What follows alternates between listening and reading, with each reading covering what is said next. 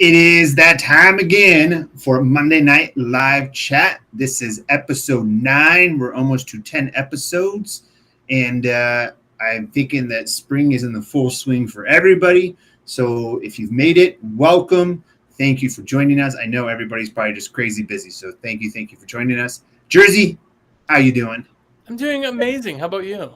I'm doing good. I had a cancellation today at midday after my first home, so I was able to get some other stuff done. It's always kind of nice, but things somehow just stack up after it, even when you get like a little bit of a break. So, but it was good. Is the weather like finally turned by you? Because it's been, it was. I was wearing shorts today. It was 70 degrees. It was super nice and not a cold day in sight. So I think it's gonna be really good. Nice. We had a storm come through and it got like chilly for like a weekend maybe, and that was it. So, but like 65 degrees there. Chilly. Yeah. It was not that cold, but yeah, it was cold. It was cold. Oh, one clip. Oh man.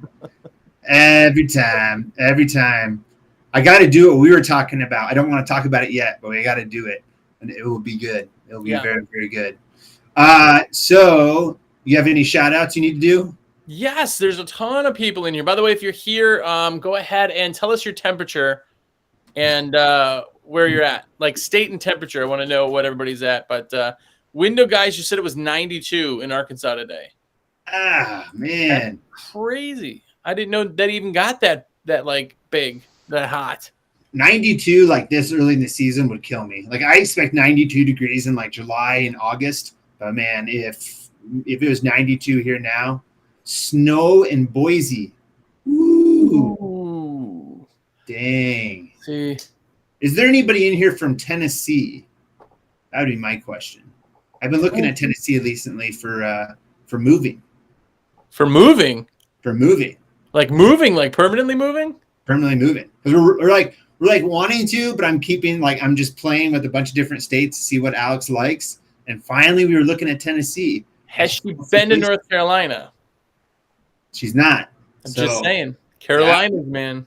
Somewhere out in that area. I think that's where it's going to be. It's the humidity that scares both of us because we're both from Colorado. We're both from dry climates. So the humidity is what scares the crap out of both of us. I will sweat like a fountain. There's no humidity right where I am. We get like 2 weeks of like decent humidity. I'm from Wisconsin, where the humidity, third highest humidity in the entire country is in Wisconsin. Oh wow! Yeah, average yearly humidity. That's not good. Yeah. But yeah, if I used to live near Knoxville. How are the summers there? Are they not fun? They're awesome. Yeah, they're awesome. Well, we get like your area, but Tennessee. What's that? Was Tennessee pretty similar to what you have? It depends on where in Tennessee. So, like, when you're in a place like this, there's the Piedmont, there's the mountains, then there's the Piedmont, and then there's the ocean. So, by the ocean, because our state's super long, right? By the ocean, it's super humid. But where we are in the middle, there's like not a lot of humidity. And then I have a place up in the mountains, which is like right on the border of Tennessee. And, of course, there's like, cool breezes all the time. So, just depends on where you're at. We were looking at Chattanooga.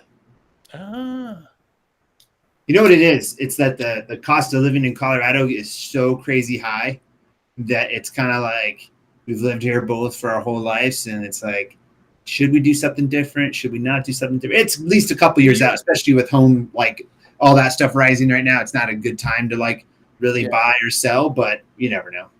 Yeah. Well, it just depends on, what your thoughts are and what you want to do and all that fun stuff, but yeah. Open up a software business. That would be starting for like the third time, I think, on your part. Why not? You hate yourself. Why not, right? Right, exactly. I just want to say what's up to Damien, the OG himself, by the way. The window guys, what's up? Jerry in the house. He's going to keep that going. Him and Just Jacob, which I think Just Jacob might still be at Golden Corral or something. I don't know where he is, but. Oh, Craig McWright asked me about you today. He on the post for Facebook, he asked, I think, when's the last time you cleaned a window? Last time I cleaned a window? Yeah. Man. Yeah, what did he say? Last time I cleaned a window. Oh, no. How often do you clean your windows? I was going to say, because the last time I cleaned my windows probably like 9 months ago. But that was my own windows. Yeah. Nice. I do it like yearly. I would do it way more if I like felt like doing, if I had all the stuff and I was in a truck or I had crews and somebody I could just be like, do the windows. But Damien's calling you out. You said 4 years. Are you lying? No, I have not owned a window cleaning company in like as long as that. That's true. But I've cleaned my own windows. You can't ever really get away from it, even if you're out of the industry, you know? Yeah. It's so easy once you have the right equipment that when you're home, why not? That is kind of cheating because I have like more equipment than probably a lot of people that are even here. Like just because we get, I have everything. So for me to clean my windows here at my own home, I'm like, all right, what system am I going to pull out? What pole am I going to pull out? I'm out there using a destroyer on a second floor. What systems do you have at your house? Do you still have an old hydro cart or no? No, not a hydro cart. My hydro cart that I had that I sold with my company, I just talked to the guy the other day, is like finally kind of like needing like a full overhaul, but it is like literally 10 years old and it's still out in the field every day. But no, here I have a World One back before the change. I have a hydro, 2 hydro powers, both single stage, 1 ultra, 1 standard. And then I think I have a DI, a Xero DI also, I think. All the simple stuff. Yeah, dude, our water here in North Carolina, by the way, is a window cleaner and looking places. My water out of my like spigot in my back of my house is like 44. Well, that's like Colorado. It's like minus 50. So yeah, it's great for DI. It's perfect for DI. I always tell people when they ask for like, man, if you could live in a state with like DI only, that is the best way to go. You get great pressure, pretty low overhead, no matter what. Like it works nice. Yeah. Oh, by the way, fun little tidbit that you might know or anybody who's watching might be able to comment on, but I think I was like shadow banned or something on TikTok. I like upset them. I like used a video that was, a sound that was trending. It was literally that like Willy Wonka, like the world says hello, whatever. They pulled it at night. And so all of a sudden my video had no sound and it said I went against the guidelines or something. I'm like, so do you know, like when you told me this, do you know what it could be because of? What's that? If you watch and you have this Johnny Depp versus Amber Heard trial going on. Yeah. So I think that once she got out on the stand and she said all the things she said about him with how fragile our society is now, I bet you anything TikTok like labeled those audios as like as wrong or bad or something like that. I bet you anything that's what happened. I didn't even think of that. Yep. I had literally in my past, not that like TikTok's the thing, but when you put something out there, you're like, oh, it's got to do at least something. My last videos, the videos that I did just today, I got 79 views, 60, 20, and 36. Oh man, those are really super rough. But if you're ever bored, like, have you been watching that trial when you're bored? No, I don't get bored. I get bored. Nice. And that's what I've been watching lately because it's just like. Well, because I'm a criminal justice major, so like watching that and seeing it go on and seeing like it's just a back and forth. He said, she said, dumb case, really, but it's interesting, that's for sure. Hey, I was going to get into like our topic of and see what everyone says here on the comments. So comment what you think: reviews or word of mouth. What would you go with? That's what do you think is the best? That's big because reviews. You have some control over reviews. Like you can collect reviews. Word of mouth, you don't really have control of. Like people are like, oh, referrals are my number. That's what I want to put all my effort into referrals. It's like you can ask, but you can't really control them. Reviews, you can collect them, you can use nice job, you can do all those other ones, and they speak volume. I just was looking at like a pest control company today, and I was just scrolling through and I saw the guy that had the most like 230 5-star reviews. I'm like, that's the guy I'm going to call. Right. Exactly. Now, people are saying already something that's pretty much this is how I think of it too. Like Anthony saying reviews are word of mouth or both. And it is trying to kind of more of like a trick question. Like you do want to have both, and it's probably going to happen that you have both. but I have seen some debates like what you see with like Trad versus Waterfed poll, where some are like, no, I only do word of mouth. I don't care about Google. I don't care about Facebook reviews. I don't care about any of that. All I work off is word of mouth. And I'll be honest, when I worked at 2020 Window Cleaning and co-owned it, that was pretty much the way it was, but it was only that way because it had started late 90s. It was just, that's what it got built on during the day. So I think maybe back in the 80s, 90s, word of mouth was huge. But once there's the whole online reviews of Google and everything like that, Yelp, Thumbtack, so many places where you can get reviews. It's just like, man, like, why wouldn't you try to get reviews? And it's pretty easy. Everybody knows how to do reviews now. And that's the next thing. There's some of you who have not commented yet. So tell us, if you're watching and you've never commented in a live stream, this is live. We're literally watching you guys talk. So talk away, chat it up. It helps us out. It helps the channel out for sure too. But I have to say, one thing that I would say for me is always reviews over word of mouth. Because word of mouth is good, but reviews cover more people. Like a review is word of mouth, but when you put a review out there, 1,000 people a month could look at it as opposed to 3 people at Card Club on Fridays from a little old lady, you know? Right.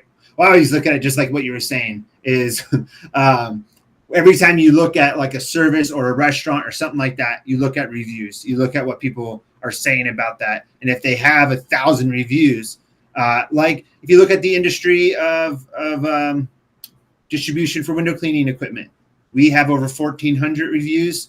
Every other distribution company has like under 100.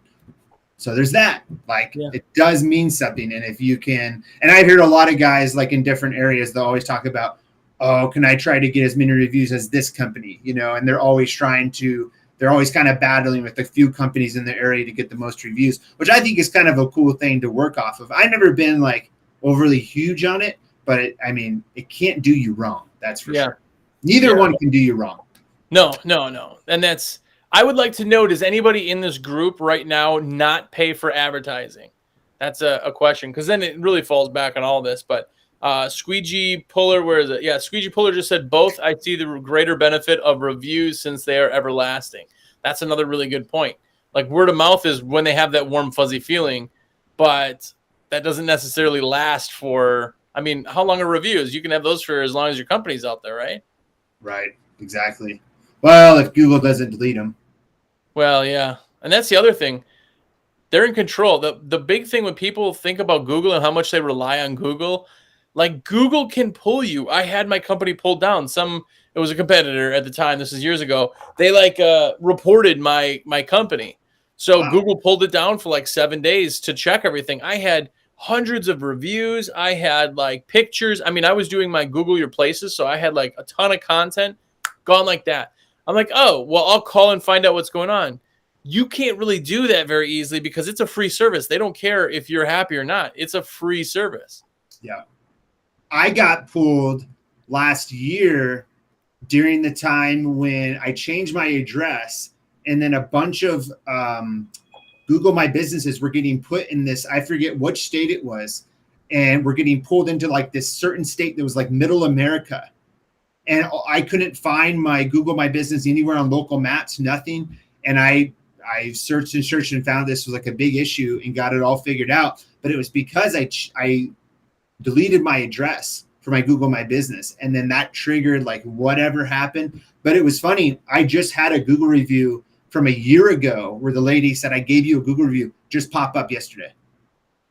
Yeah. That's crazy. Yeah, and I commented back to her, and she texted me. She's like, "I left that review a year ago." I was like, "Yeah, that's Google My Business. Like, it literally just popped up now. Like, that's what happened." That's nuts. Yeah, that's nuts. What's up to Sean Johnson, by the way? He said that he's just starting up and hasn't advertised a thing. Well, that's crazy. Advertising, there's active and passive. Like, you have to do both, in my opinion. But there's people here that will prove me wrong and be like, "Oh no, I've never paid for advertising, word of mouth only." And that's cool. If like you're at that point, I know companies who are at that point. If you're at that point and you're happy right there, then why spend the money? Now, would you say that like to push advertising, is that more of like an idea of maybe there's a person who wants to have like a slow burn as in like into the industry. And then there's people that are gung ho, like, I want to get in this industry. I want to get to 100K my first year, 200K my second year, 300K or more. Yeah. That's the big thing too, is that people, you're either in growth mode or like chill mode, like in growth mode, it means like you're just pushing and pushing and pushing and getting bigger. That's your total goal. But I know people who are like, dude, I've been doing this for 25 years. I have my customers. I don't need to hire more people. I know people who don't even have signs on their vehicles, and yet they get calls all the time. It's nuts. It's right. It's cool. It's just, there's no wrong way. It's just which way you want to go. I'm in this super odd time where I don't even try to get reviews or I don't do any advertising right now, just because I try to like not get as many calls, because I'm only doing Monday, Tuesdays. But that's like my situation. That's a very different situation, but it's really, really weird. Yeah. Levi S hit it right on the head. He said, word of mouth makes your customers hardcore fans. Listen, this is like completely like throwing WCR, like this is a shameless plug. I get it.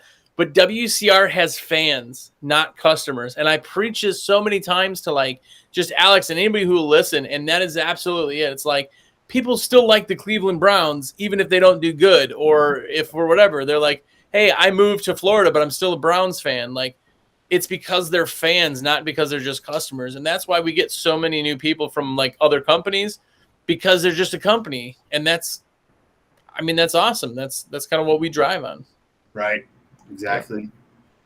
Katie, window clean. I send a review form to every single customer after I'm done. If they leave one, great. If not, on to the next. As long as you give the link, you are doing your part.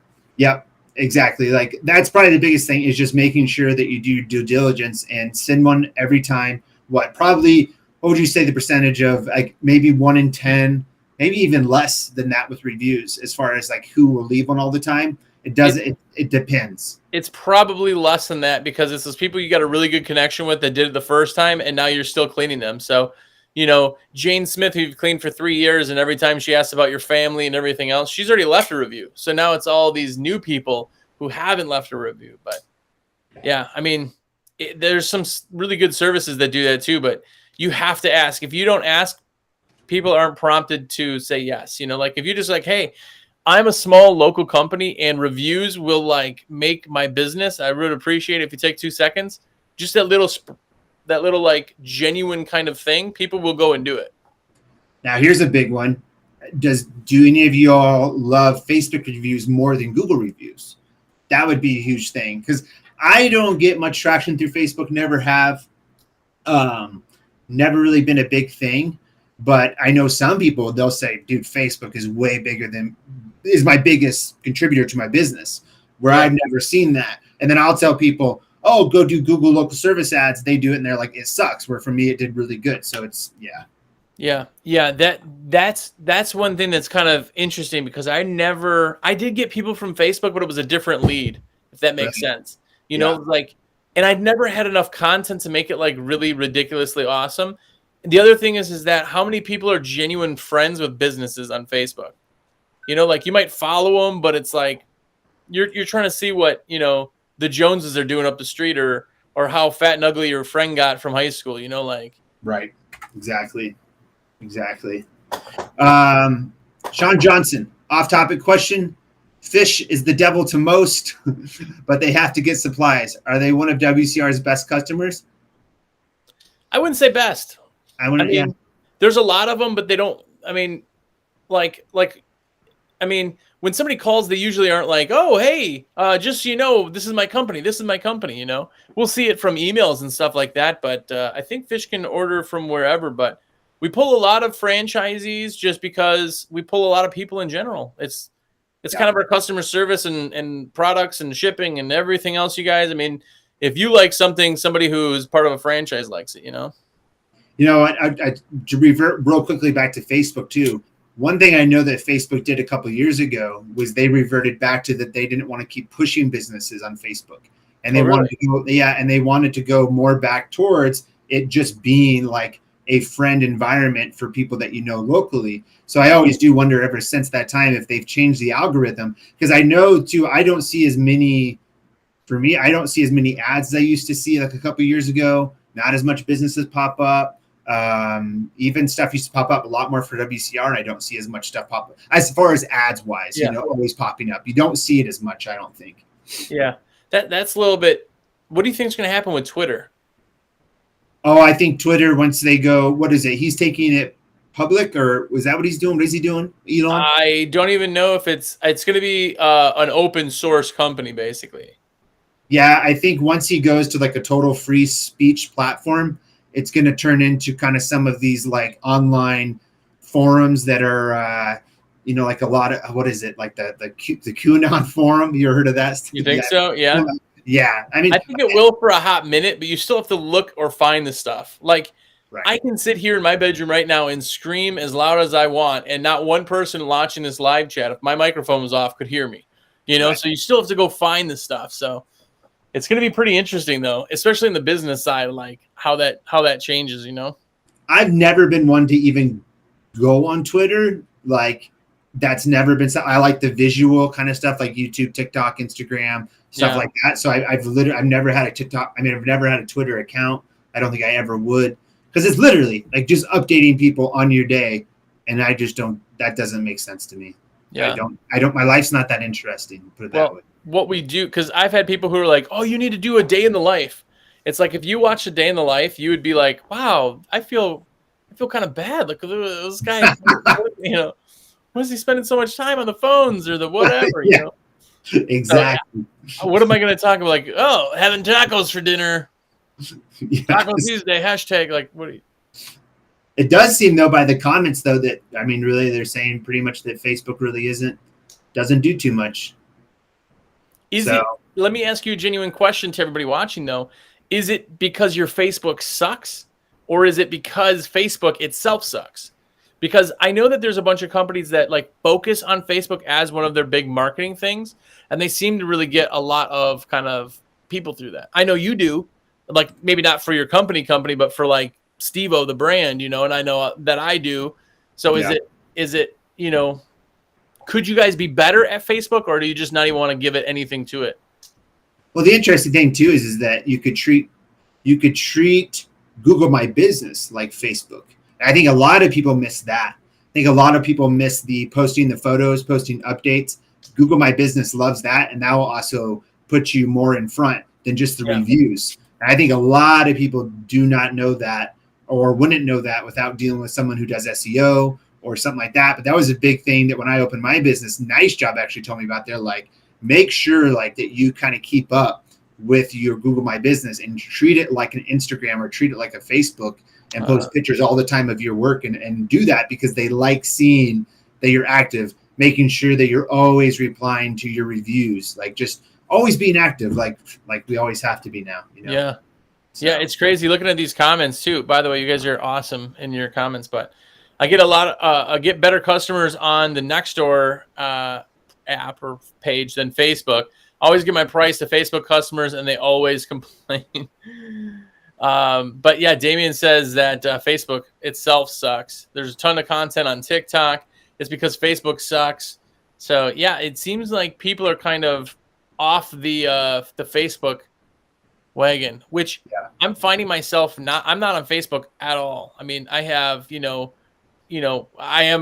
get comments and stuff that I'm going to be jumping on and doing, but like, I try not to just like search anymore. It's just kind of, it's interesting.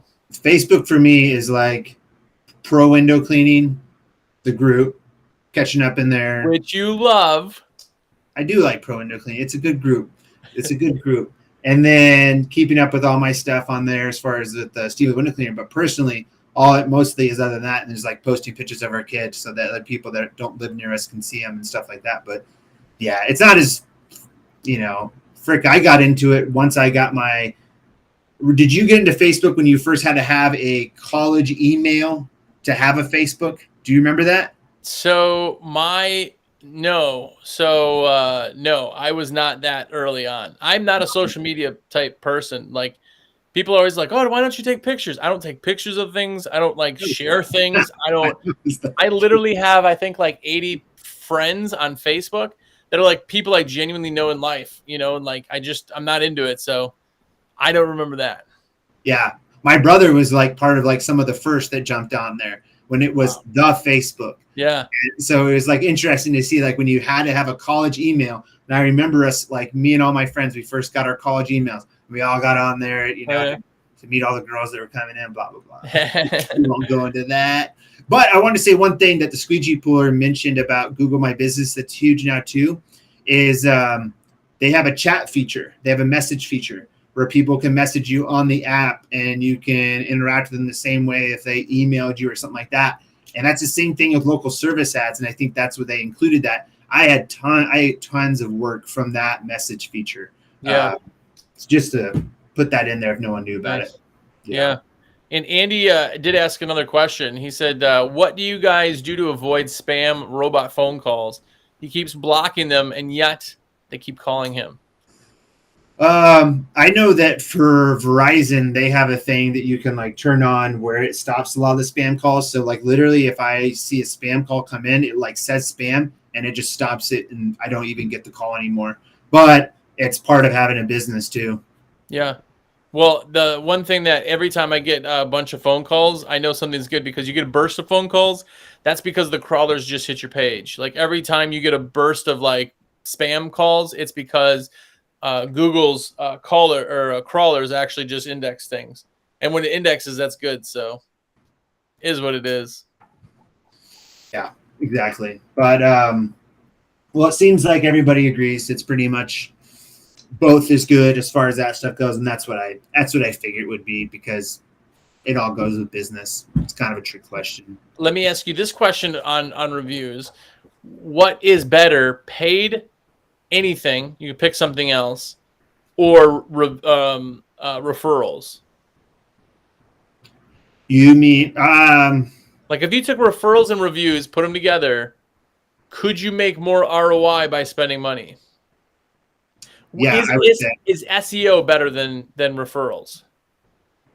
Now, I have never probably done the SEO that you have done. I've never invested in a person to do SEO. I don't know if you've done this, but I've never invested in a person to do SEO only because of when I was with 2020 Window Cleaning, Jim had such a large amount of customers. We didn't need it. Like our referrals were enough to keep us busy. We weren't trying to go overboard.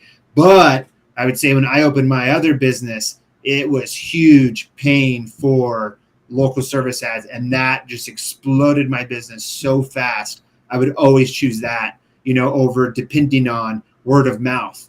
That's how I would answer it. Yeah, that's so.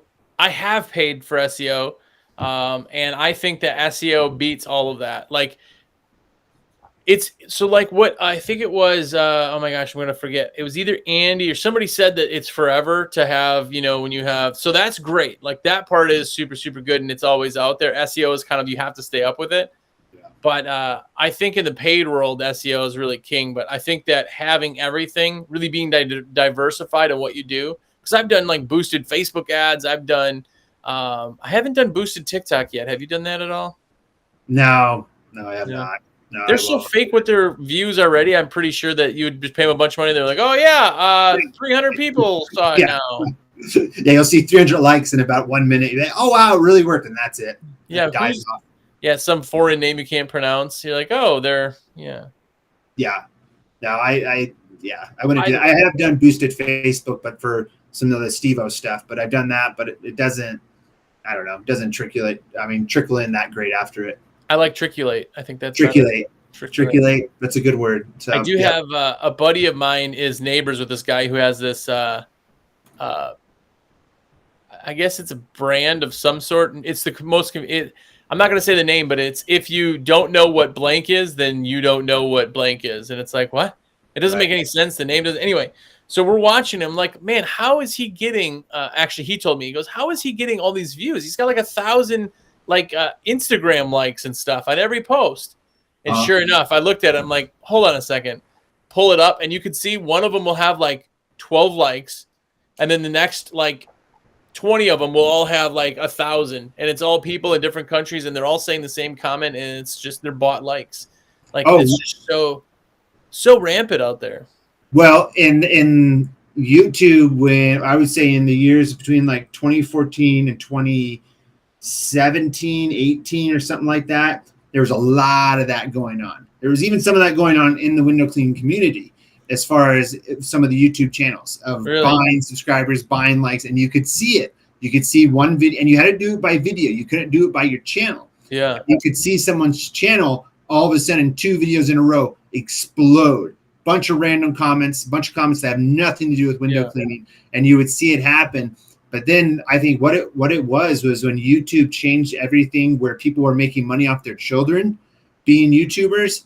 YouTube changed all those rules, and you weren't able to use any sort of software where you could have people subscribe anymore by entering a giveaway. Luke and I used to do that all the time. Like, we did that quite a bit, where we host a giveaway through this thing called Gleam, and they would have a thing that would say, you have to subscribe to enter into this thing. It's a great way to get subscribers. It's a great way to get people in. It's no real subscribers, though. Right. Yeah. Exactly. Buying subscribers. What does that do for you? Yeah. And we were only ever, putting this stuff to window cleaners, but that was a huge thing for a while. So, yeah. Well, speaking from somebody who, you have the most subscribers of anybody's YouTube channel, I guess it's just putting out content and kind of getting out there, but. Well, Partridge Exterior Cleaning is here in the comments. I was telling you about him, I think a few episodes ago. His channel, he's at 85,000 subscribers or something, and he's in the UK. But he'll post. Tell me if I'm wrong, Partridge. But you'll post Is this the guy Is this the guy you talk about every single week? Yeah, I talk about him all the time in private. Every single week. Don't tell him. Yes. If you move your camera, he's got the picture of him up on the. That's my poster. No, but it's cool to see what he does, because he'll post a video. I mean, in 20 minutes have 2,500 views, and in a day can get 40,000, 70,000. But yeah, I just think it's cool to see when channels like that blow up, and what did they do to make it blow up?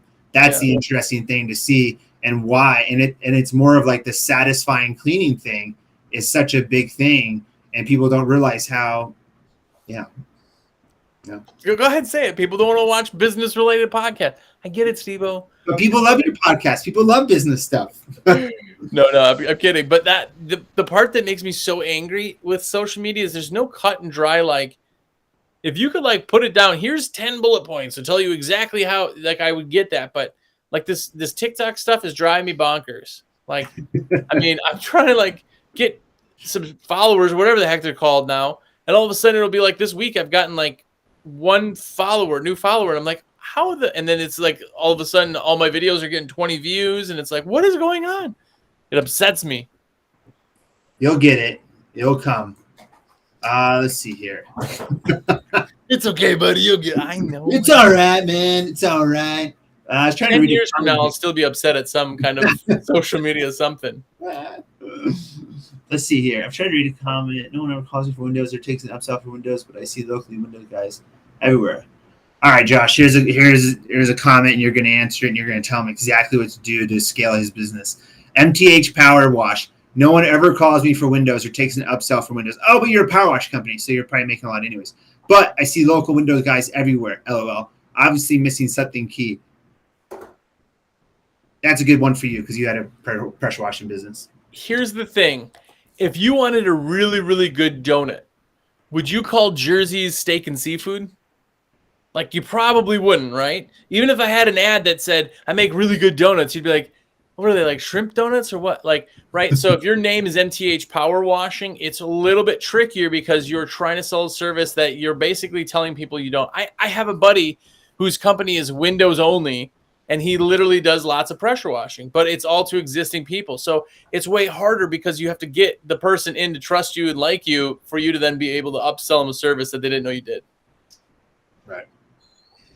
If SteveO the window cleaner was also really good at the luge, people wouldn't go searching, for the luge, but under your name, it's just, it's trickier. It's true. It's true. Oh, if you want more TikTok views, Sean Johnson says, Jersey, you have to show more skin. So if you're in your office, you take your shirt off and do a video like that, you're probably going to get a lot of views. Yeah, you remember when I got shadow banned the last time? I'll get shadow banned again. You may get channel banned. Even though there's a bunch of women on TikTok showing every little bit of their body, you're probably going to get banned because people may want to see that, but they may not want to see. It's not that they may not want to see me. Jacob. Slippery slope. Just Jacob may want to see it, but everybody else does not want to see it. He would definitely save that video. He would screen record that video for sure. No, that's the other thing that I'm like, how did I like somehow upset the powers that be when there's like, what are they call like thirst videos or something? Which, by the way, the algorithm is pretty. I've never ever searched that kind of stuff, and all of a sudden it'll pop up like 4 videos in a row, and it'll be some like chicken lingerie dancing or doing something. I'm like, how is this not angering the TikTok gods? But yet, and they also have like 3.3 million views, and it's like, how did I anger somebody? The one thing that I hate that comes up on TikTok sometimes, and it's like, it has to be from the dark web. I haven't seen something in a long time. Is when they'll have like, this is the worst thing I've ever seen. I don't want to talk about it. I'm going to talk about it. There's like, I don't even know what countries, people like throwing dogs into rivers with alligators in it. And they're like filming the live dog getting killed by the alligator. It's like a real thing. It's real. Oh. And it's like, I don't know what country's in it, but you'll see it like come up and it's like, what in the, that's the kind of stuff I'm like, how is that stuff? I haven't seen that stuff in a long time, but that's kind of stuff. Don't you just want to like find those people and like burn them alive or throw them into alligators or something like? But it's like what in like I don't want to say which country it is probably, but I think it's like Africa where they eat dogs and people will go there and try to save dogs, or even like some of the Eastern countries, they'll do that. And that's a normal thing to them. It's a total normal thing. I get that. Like if you're eating dogs, just like we eat cows, like if somebody wants to come save a cow, like I get that, but we try to kill cows like humanely. We don't take cows and throw them in a pit of alligators, you know, like watch them get ripped up. Like that part's just, it's gross. Yeah. All right, here's a good question from Partridge Exterior Cleaning. Do you guys think having the service name in your business name will affect your ability to secure other services, i.e. image power washing, trying to branch out to window clean? I don't think so. I think it's fine. But it's kind of what you're talking about, exactly what you said, and that if it was, Jersey Shrimp Shop, you're not going to sell donuts and do very well at it, I guess. Jersey Shrimp Shop. I hate how much that flows off the tongue. Yeah, that could be it. That could be your future. You remember when I told people that I made a TikTok about people calling me Jerry, and now everybody calls me Jerry? Now I'm going to get like business cards for Jersey Shrimp Shop. Yeah. But yeah, no, I think it's a fine thing to do other services that aren't listed. But I do think I'm more of a person of like do one thing that you're really good at. Like I do gutter cleaning, solar panel cleaning, but I never really, I could talk about it more, but I don't. Like I just am more of a person like not a jack of all trades, just do what you're good at. Yeah. But like exterior cleaning includes a lot of things. That's like a good name to put in there. But yeah, I mean, if you're doing pressure washing, most people are going to expect pressure washing. The newest services that you offer will always have the most education. You know, like you'll really have to like teach people that you do it, you know, and that's the part that takes a little bit of time. But Ronald Bennett, by the way, what's up, man? Ron just said, no, it just moved. It said, I'm dumb in all this, but do you have a SEO manager does the sync in social media, or do I need to do that on my own and let that person know? Yeah, there are people who do social media management, and there's also, more importantly, Facebook ad companies that do Facebook, like make Facebook, what is it called? I'm drawing a blank. Not make, like manage your Facebook, your social media and stuff like that. But yeah, there's tons of cross posting too. Like there's a lot of stuff that you see on Facebook, which will be on TikTok.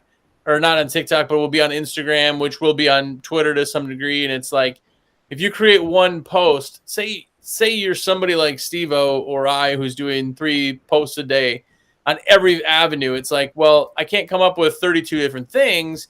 I have to cross-reference some things, and you're catching people at different parts. So, right. Yep. Yeah. But it is. What's up to official KWC said this is the first SteveO Jersey live stream event. No, man, this is 9. This is 9 episodes, man. This is his first one.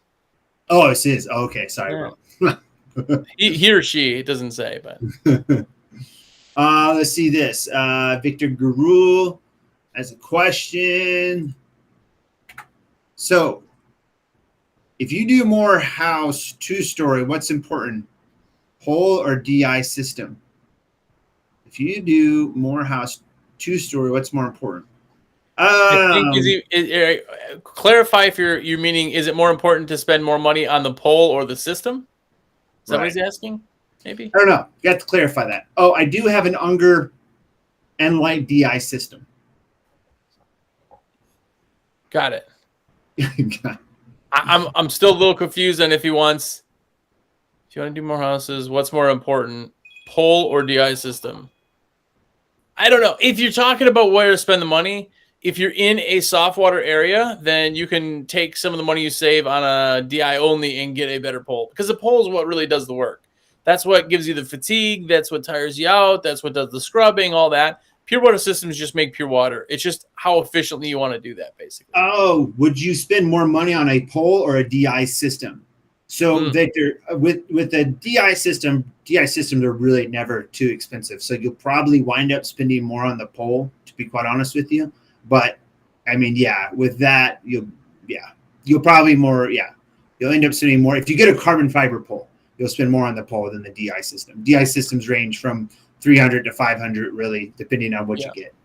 I'd rather have like a junky. Remember the old scuba tank style? People loved them, but I hate those things. But I would rather. I know a lot of people do. I would rather have one of those things and then have like a destroyer than I would, spend more money and then have like a junky like M9 pole or something. You could do a lot with an M9. I mean, 21 feet. You can do a lot with that.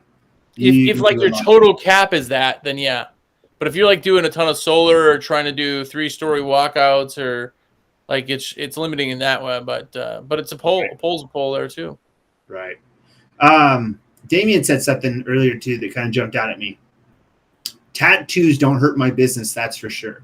I kind of do feel like that has really gone away as far as society's view on tattoos. I once thought about like making a video about it a long time ago, and then I thought, I just don't think I don't really think it's like a topic anymore. Like, it's so mainstream. So many people have them. I know you don't have one except for that hidden one, but there's that. So yeah, that's piercings. That's why I can't do those TikToks. Yeah, David. Just so you know, David, it's one clip. That's the answer. Yes. Yeah. All right. 2 clips. Just Jacob. Guess I need to stop being a troll. I get ignored when I'm being serious. Oh, was he actually serious? I usually jump over his stuff. Yeah, exactly. Now I got to go back and read. Craig, does anyone use a destroyer for residential? Yes, many people do, actually. Many people love the destroyer for residential, just because the destroyer is extremely rigid. So, like, I'll use the 30-foot quite a bit, and it is super, super nice because you can do a lot of funky angles, and you can still have really good control of the pole. Any really good rigid pole can be really good for anything. And if you just take it down to the 30-foot pole, it's really, really good. So yeah, they definitely will use that for residential. There's no problem with that. I think the biggest thing with it is that the collapsible length is kind of longer. So you just got to think about that for your car or your automobile that you transport in. Mr. Awesome Guy Blah, isn't the destroyer heavy?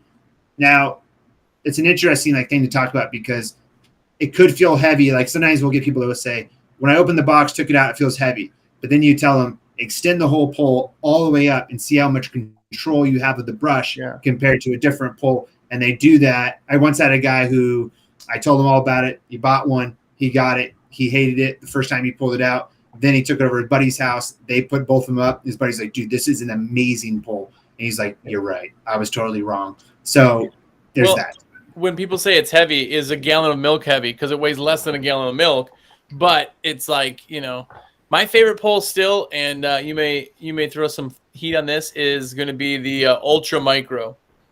You love the Ultra Micro. Still my favorite. I like the Destroyer because of the fatigue issue, but I just like the feel and like the capabilities and all that of the Ultra Micro.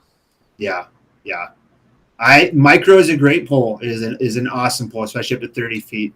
SteveOnator's great pole too. At any height. Just never heard of it. But yes, now you can definitely use a destroyer. The destroyer has become very, very popular. Many go out the door every day. So that is an extremely, extremely popular pole. If you're looking for just a really easy pole to use that's rigid. It's great. It really is. So. And they're really all good. Like all you people who are commenting in there, happy with my Pro 40, 30-foot micro all day. Like they're all, and again, like everybody knows that Xero's our brand, and that's not it at all. When I could, and I've used every pole that's on the market pretty much, but I just really like the Xero stuff. I love the clamps. I love just the you can trust them. They don't break. I mean, there's other clamp things. I've seen some weird stuff. You know, the polymers are great in the clamps. The carbon, you can't go wrong with it. Best warranty of anything, not to make a commercial, but it's just that you can't go wrong either way. But everybody's got their favorite. Right.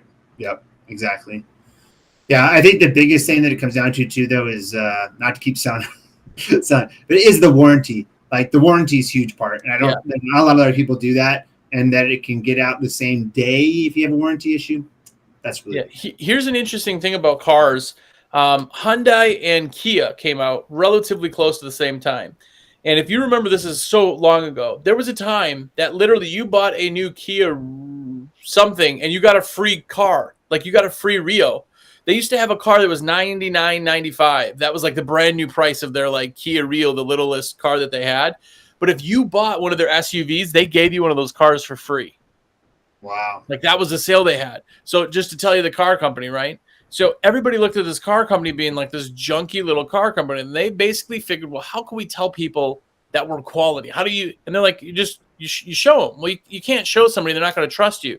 So they came out with the 10-year, 100,000-mile warranty that nobody else had ever done. I mean, probably somebody, but they came out with that, and people are going, well, I mean, instantly, how many times did you hear back in the day where people were like, well, it's got to be good. They have a 100,000-mile warranty. You can't, you know.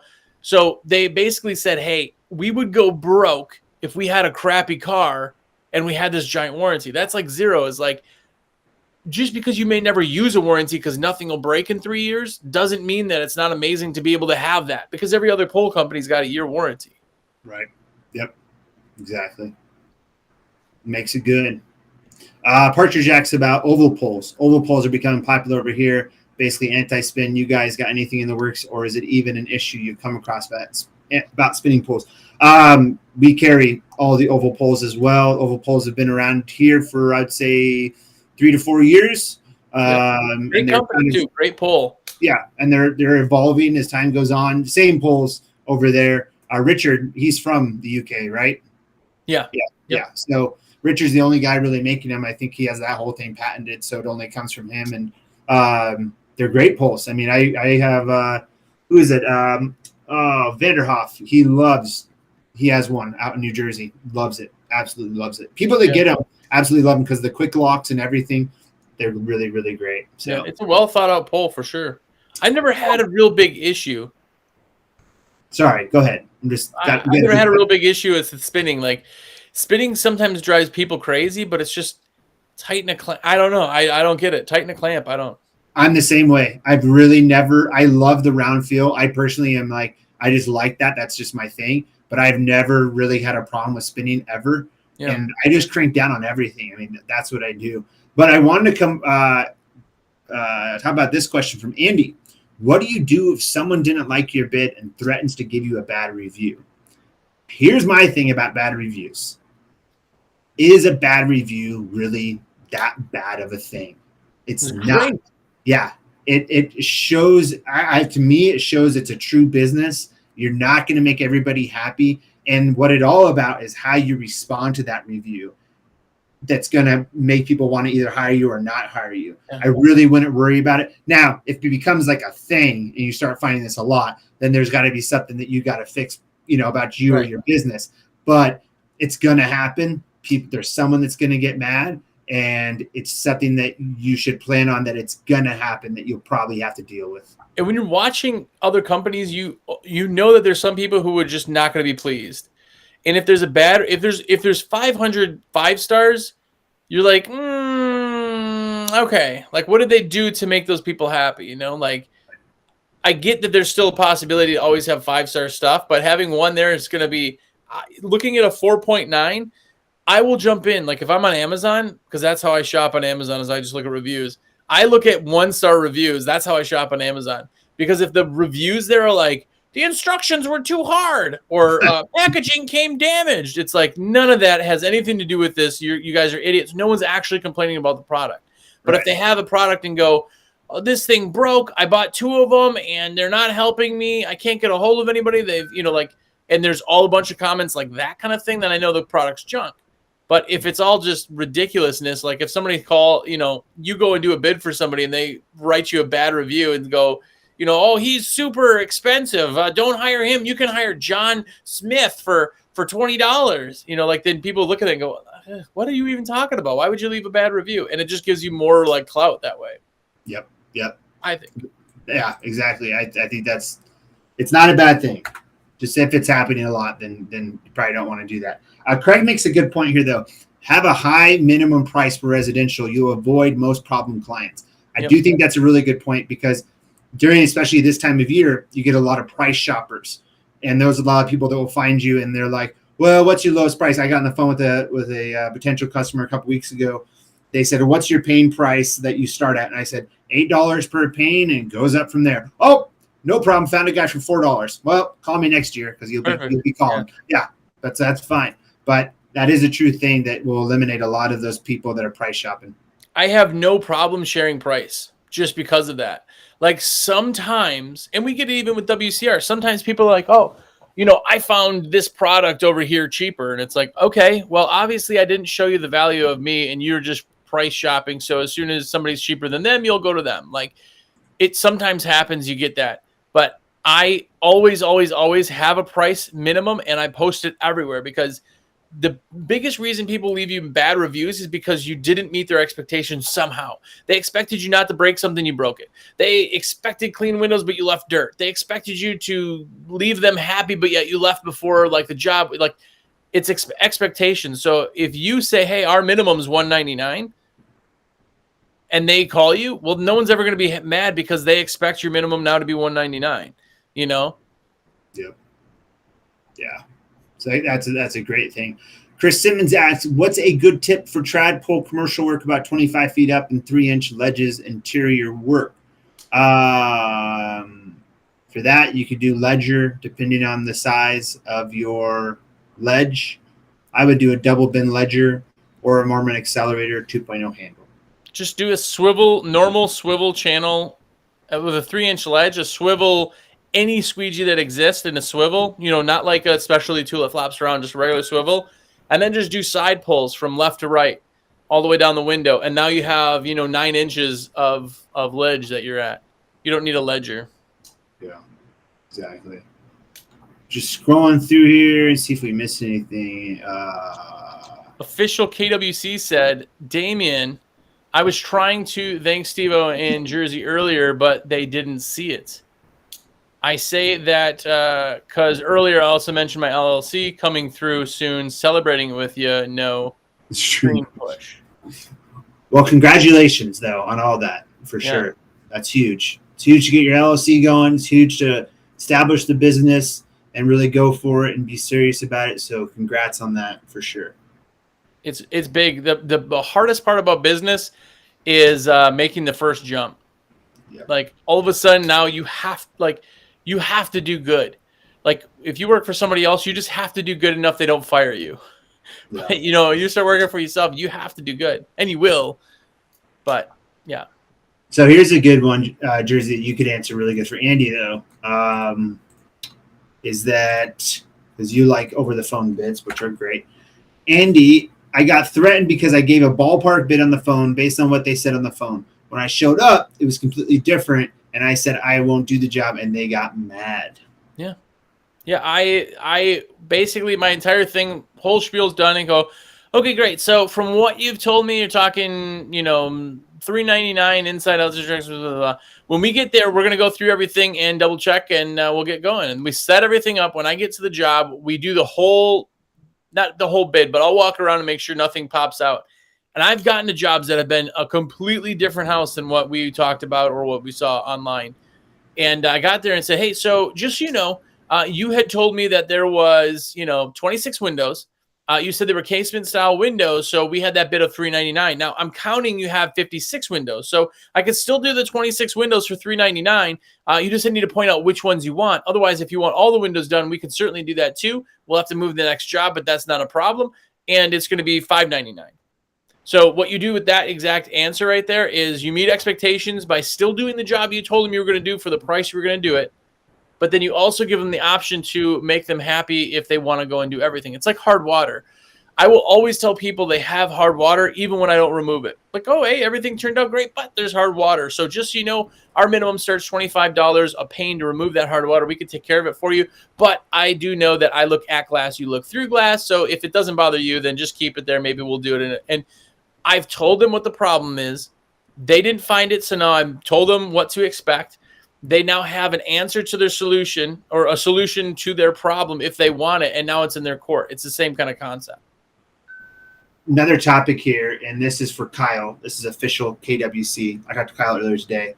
In all your years, Jersey, did you find that you may feel different about this than me? I feel like maybe.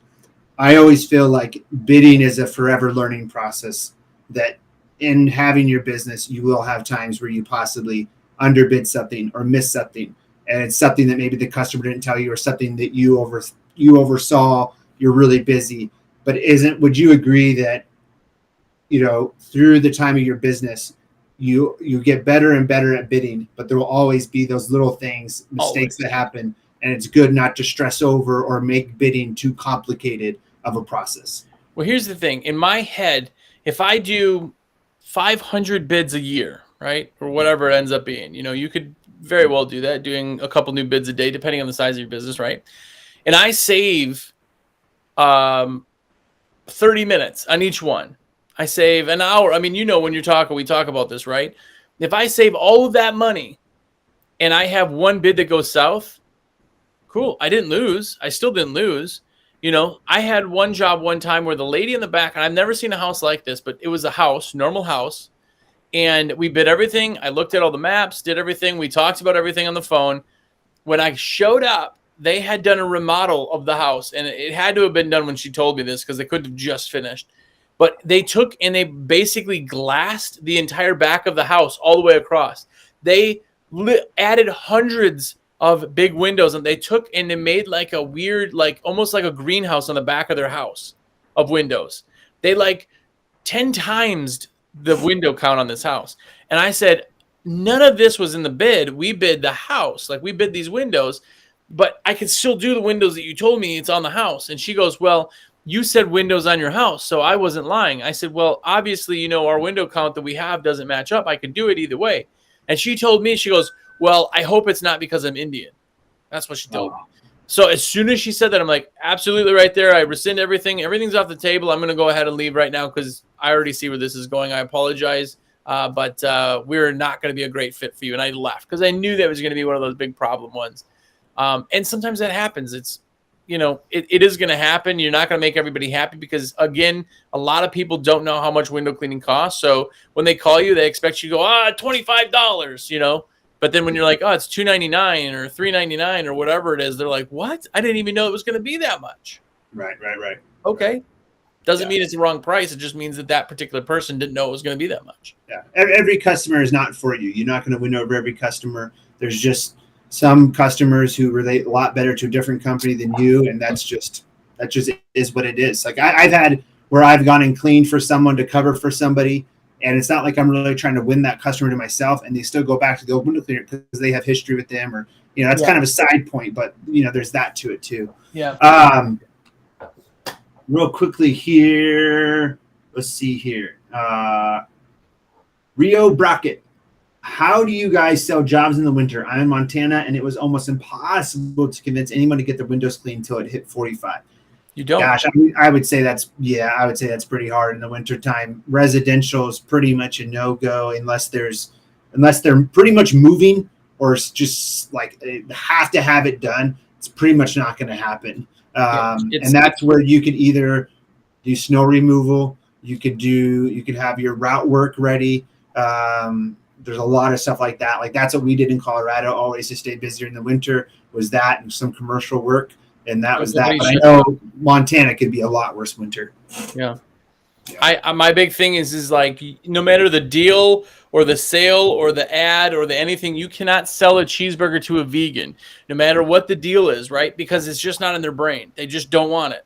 It's like trying to get somebody in the middle of winter. You could give them $1 a window, and they're not going to hire you because they don't want window cleaning in the winter. So you kind of have to plan for that. Yeah. Yep. Well, it's been an hour. Boom. Boom. Boom, boom, boom. We will be back in 2 weeks once again. Every other Monday, we'll be back, and it will be by then. It won't be June yet; it'll still be May.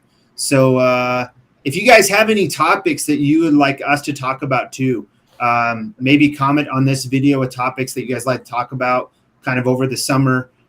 Things that would help you guys, or things that you think would help others, or that you have questions about. I think that would be a great. We're trying to kind of include. Kind of in question to kind of get things going every episode. And I think that it's definitely been helping and working, other than just getting on here and just talking. So I think that really, really helps. But thank you to everybody. If you've been watching, leave a like, leave a comment, all that good stuff. Maybe we'll do a giveaway here soon or something like that. And if you haven't yet, subscribe to SteveO. He works very, very hard at this YouTube thing. He wants it to really just take off and make his mother proud. So please subscribe to his YouTube channel if you're on there right now. Oh yeah, real quickly, shameless plug.